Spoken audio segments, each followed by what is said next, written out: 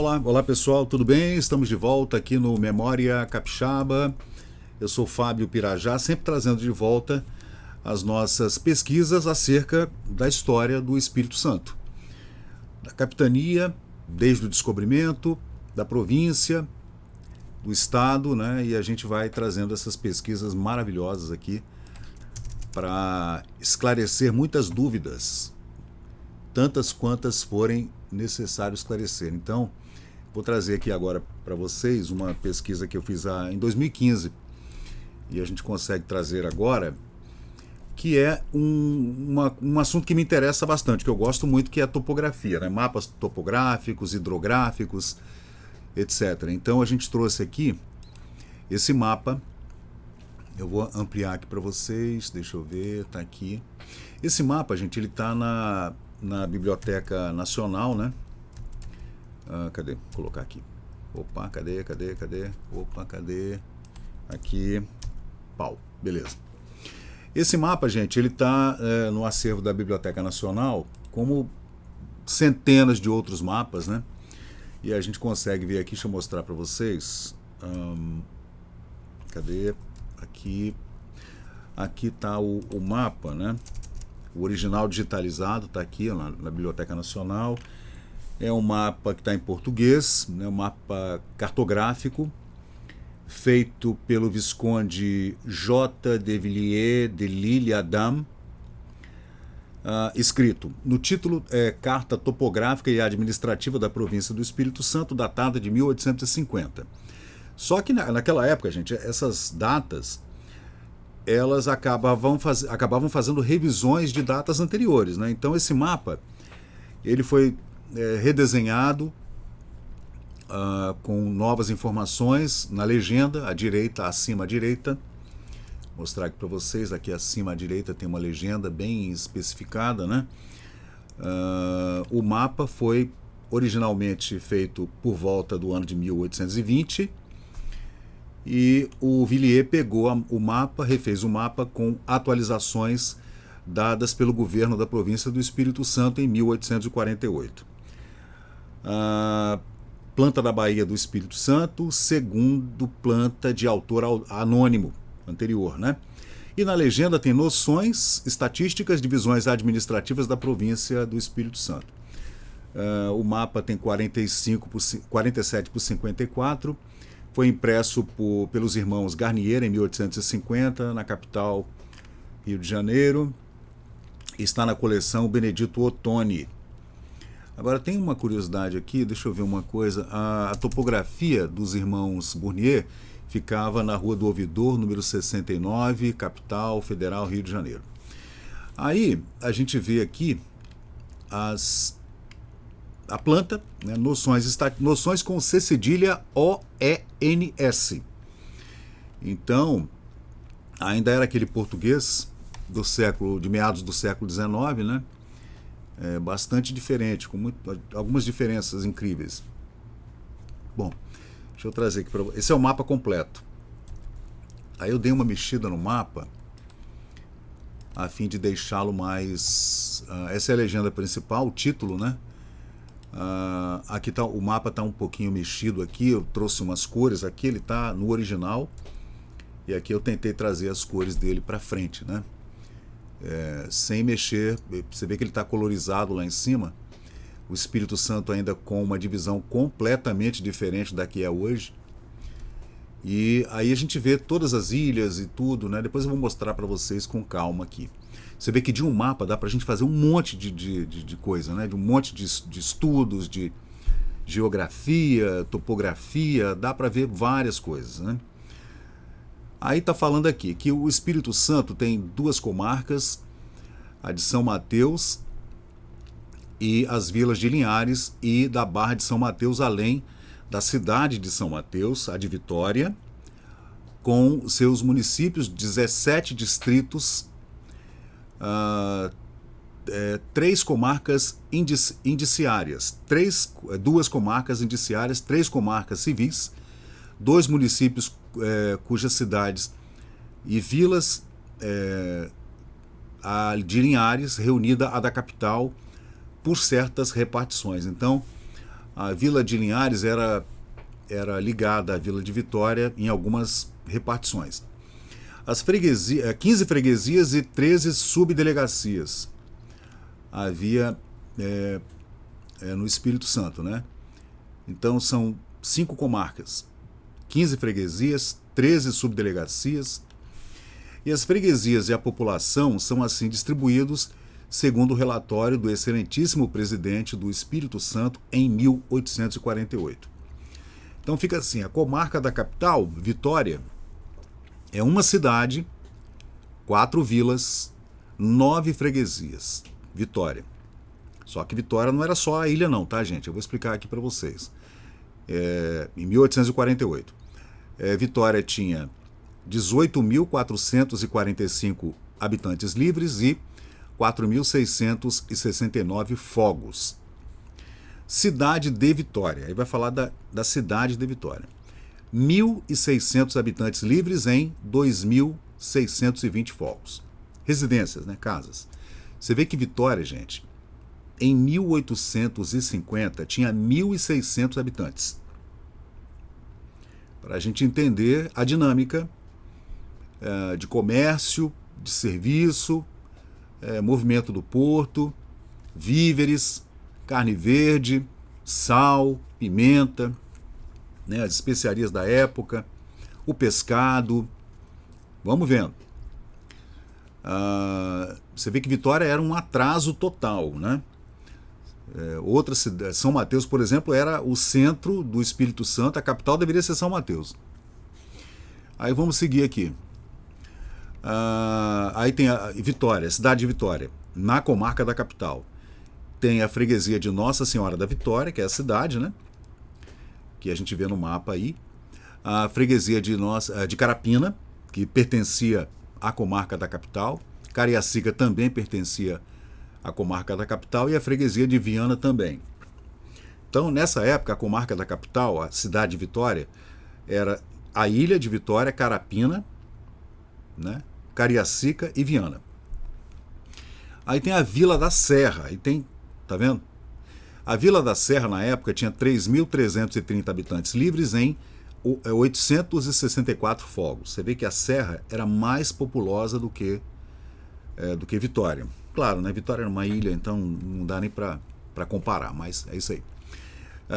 Aí na Serra tinha a freguesia da Conceição e a freguesia de São José do Queimado. Aí tem Vila Velha, né? A Vila do Espírito Santo, que era assim chamada, ou a Vila Velha, porque Vitória virou a Vila Nova, né? Lá atrás, no século XVI ainda.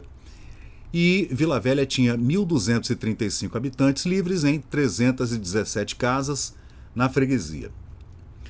Aí tinha a Vila de Almeida, com 3.269 habitantes livres em 868 fogos. E a Vila de Santa Cruz, ou Aldeia Velha, quando fala de Vila de Almeida, está falando de Nova Almeida, tá, pessoal? Então era Vila do Espírito Santo, Vila de Nova Almeida, que chamava de Vila do Almeida, e a Vila de Santa Cruz, ou Aldeia Velha, com a população contada com a da capital e sua freguesia. Então não houve censo para Santa Cruz nessa época, mas devia ter, sei lá, 300 habitantes. Se tivesse, era muito, né? Aí, saindo da comarca de Vitória, a gente vê aqui a comarca de São Mateus, que tinha 3.431 habitantes livres em 703 fogos. Você vê que a estatística para escravizados era outra, eu vou trazer para vocês daqui a pouco.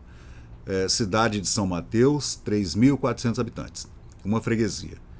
A Vila da Barra de São Mateus tinha 1.232 habitantes em 300 fogos. E a Vila de Linhares tinha 813 habitantes em 270 fogos na freguesia.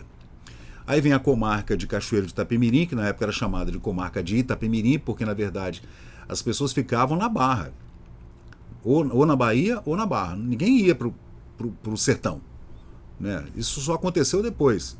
A gente está falando aí de 1820. Nessa época estava todo mundo no litoral.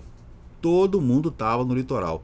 Quem subia eram aqueles aventureiros que iam buscar madeiras, ouro, prata, pedras preciosas ou semi-preciosas, porque lá no sertão, subindo a serra ou nos sertões, havia o perigo de você encontrar tribos de índios que podia ser muito perigoso você subir numa caçada, digamos assim, né? Então não era bem perigoso. Então o pessoal ficava aqui, porque nessa época já estava pacificado aqui, né? Havia índios vivendo entre os portugueses e os escravos também, né? Então a coisa aqui no litoral já estava mais pacificada. O único problema aqui na capital eram as invasões piratas nessa época ainda, que eu vou trazer para vocês aqui também. Aí a gente segue aqui falando da comarca de Itapemirim, com 3 vilas, 3 freguesias, 8.800 habitantes em 2.034 fogos. Itapemirim, mas por causa da barra, tá? Do porto. Do pessoal que vinha do Rio, parava ali na barra do Itapemirim. Aí tem a vila. A vila do Itapemirim tinha 3.900 habitantes em 930 fogos. A vila do Benevente, que era lá em Anchieta, Iritiba. O Benevente, lá do Anchieta, do padre Anchieta, já é uma povoação muito antiga, lá já da colonização, lá no comecinho, né? 1500 e pouco. A vila do Benevente e Guarapari, que são 2 vilas muito antigas. O Benevente com 2.300, estou arredondando, tá, pessoal? 2.365 habitantes em 552 fogos. E a vila de Guaraparim, com M no final, 2.508 habitantes livres em 952 fogos na freguesia. Assim, a população livre na capitania, na província, perdão, nessa época era a província do Espírito Santo. Em 1848, havia 32.738 habitantes livres em 7.977 fogos. Agora, falando da população de escravos, né? Com os escravos, devia chegar perto de 45 mil almas. Então, em 1843, a população era de 5 anos antes, hein? A população era de 22.623 almas livres, pessoas livres, e 10.376 escravos, um total de 32 mil almas. Isso em 1843. Houve um acréscimo bem grande aí em 5 anos, né? A gente tem que revisar e ver o que foi que aconteceu entre 1840 e 1850. No ano de 1820, né, ainda no Primeiro Império, Dom Pedro I ainda não havia feito o grito do Ipiranga, né, foi em 22, segundo um folheto bem conhecido no Espírito Santo e na capital federal. Capital federal não, na capital. Notícias de Espírito Santo, era assim que se chamava o folheto, que seria um jornal, né, um periódico. Notícias de Espírito Santo, escrito por um capixaba, aquele não fala quem é a pessoa, né? A província, em 1820, continha 24.585 almas e 3.729 fogos, o que indicaria que nesse período não dobra a população senão em cerca de 34 anos. Né? Então você vê que a população ela ficou parada ali de todo o Espírito Santo, gente. Né? Da Barra do Itapemirim à Barra do São Mateus, o Espírito Santo ficou aproximadamente 40 anos com a mesma população. Você vê que aquele bloqueio imperial aconteceu durante a estada da família imperial, em 1808. O bloqueio das Minas Gerais, né? E isso estagnou o Espírito Santo de forma irremediável. Então, nesse período, o Espírito Santo ficou bloqueado mesmo para que não houvesse entradas para as Minas Gerais, onde havia a extração de ouro, prata e pedras, etc. Né? Aí, gente, então, além das freguesias e vilas já mencionadas, a província do Espírito Santo tem bastante povoados e portos de mar, e também 2 novas colônias, a de Santa Isabel e a de Imperial Afonso. Depois a gente vai trazer Que povoação é essa? Que povoação é essa do Imperial Afonso? Que prometem bastante progresso. Isso já a partir de meados do século XIX para frente. Já havia uma expectativa de que Santa Isabel e Imperial Afonso seriam duas grandes povoações importantes, por conta da agricultura, com certeza, né? E da extração de madeiras também. O gado, né? O magnífico Rio Doce, nessa época o Rio Doce ele gerava um fascínio, né? Era fascinante realmente. Aquele rio gigantesco, né, desembocando ali no mar, com todas aquelas tribos indígenas em pé de guerra. Então era uma coisa assim que dava um aspecto misterioso no meio da mata, com animais selvagens. A mesma coisa da Amazônia. Era o mesmo tipo de fascínio, né? O magnífico Rio Doce que separa a comarca da capital, da de São Mateus, e penetra no centro do sertão de Minas. É a divisa, né, do Espírito Santo ao norte com Minas Gerais. Promete um rico futuro industrial e comercial. Diversas estradas vão se abrindo entre as províncias do Espírito Santo e Minas, atravessando umas a Cordilheira dos Aimorés e outras a Serra do Castelo. Então, gente, é isso aí. Pô, bacana, né? Esse tipo de relato, né? Isso colocado num mapa cartográfico importante. E aí a gente vê as ilhas aqui de Vitória. Você vê que esse mapa ele está retratando exatamente a Baía de Vitória e suas ilhas, né? O nosso arquipélago aqui, que na época tinha mais de 50 ilhas. Hoje a maioria delas está aterrada. Aí a gente vê, tá vendo ali, ó, a Ilha do Faria, aqui na Vila do Espírito Santo, que é a Vila Velha. Aqui o convento de Nossa Senhora da Penha, no Morro da Penha. Aqui aponta o Forte de São Francisco Xavier da Piratininga, no Rio da Piratininga. Ali o Rio da Costa. Praia das Formosas. Aí a gente vê, tá vendo, a Ilha do Frade, a Ilha do Fato. As andorinhas aqui, ó, a Ilha das Andorinhas, ali na Ilha do Frade, que o pessoal saltava ali, né? Não sei se está podendo saltar hoje. Ilha das Pombas, tá vendo? Aqui tem a Pedra d'Água, não é à toa que isso é chamado de Pedra d'Água, porque o nome já é muito antigo. Aqui a Ilha Maria Fernandes, que fica ali atrás do Clube Álvares Cabral. Aqui a Ilha do Gabriel, que é a ilha do Imperador, Ilha do Príncipe, né? Antes era chamada de Ilha do Gabriel. Aqui está a Vila de Vitória, pequenininha ali, com seus 1000 e poucos habitantes, né? Cadê? Vitória. Vitória. 1.609 habitantes aqui, gente. 1.609 habitantes em 2.620 fogos, tá bom? Para você ter uma ideia. Aí a gente vê aqui a ponta lá do farol de Santa Luzia. Nessa época ainda não havia o farol, tá? Ainda não havia o farol de Santa Luzia em 1848. Ali está a Ilha da Baleia, né, que o pessoal fala. Aqui está Ilha do Baleeiro, né, porque nessa época havia muitos baleeiros, porque a caça à baleia, além da carne, extraía-se também o óleo da baleia, que era para fazer iluminação pública e iluminação residencial, né? Usava-se o óleo de baleia para cozinhar, para armazenar carne, para fazer iluminação de ruas e iluminação nas casas, né? Então, e além da carne da baleia, né? Aqui a gente vê o Ilha das Pombas, Ilha de São Gonçalo, que aqui é a antiga Ilha do Príncipe, perdão, a Ilha da Fumaça, tá? E aqui tá errado, ele colocou aqui Forte de São José, mas na verdade é Forte de São João, tá? Tá errado ali.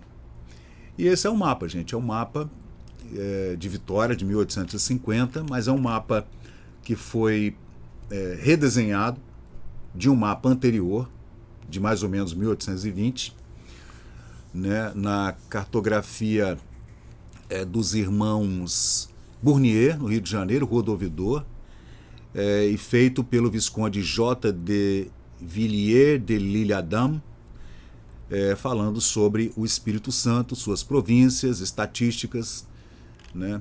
Só para fechar, o Espírito Santo tinha nessa época, gente, em 1848, incríveis 32.000 738 habitantes livres e mais uns 15 mil homens e mulheres escravizados, né?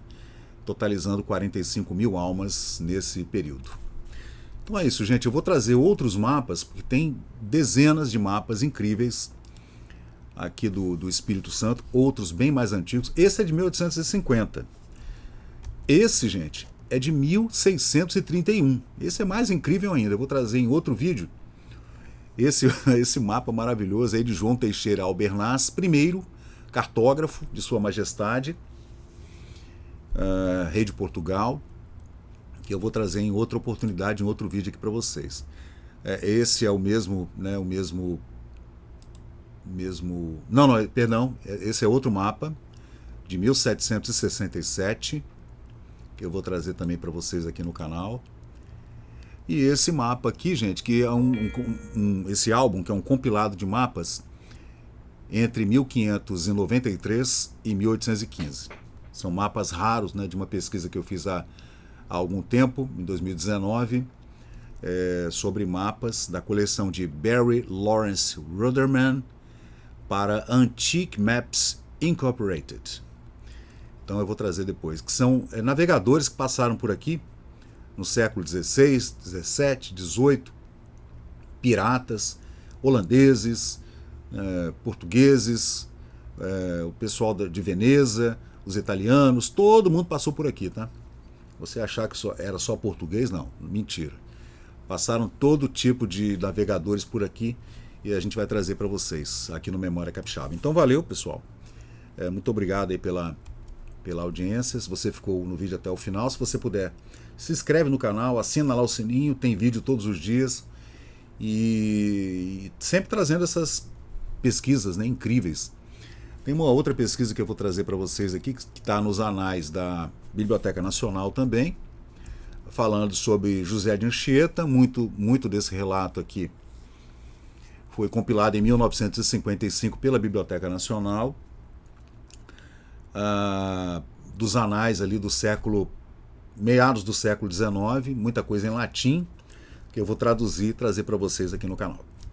Valeu, pessoal, muito obrigado. Deixa um like ou um dislike, a gente melhora, vamos melhorar, né? Sempre melhorando aqui para a gente trazer de volta a história do nosso Espírito Santo. Valeu, pessoal, muito obrigado, até a próxima, hein?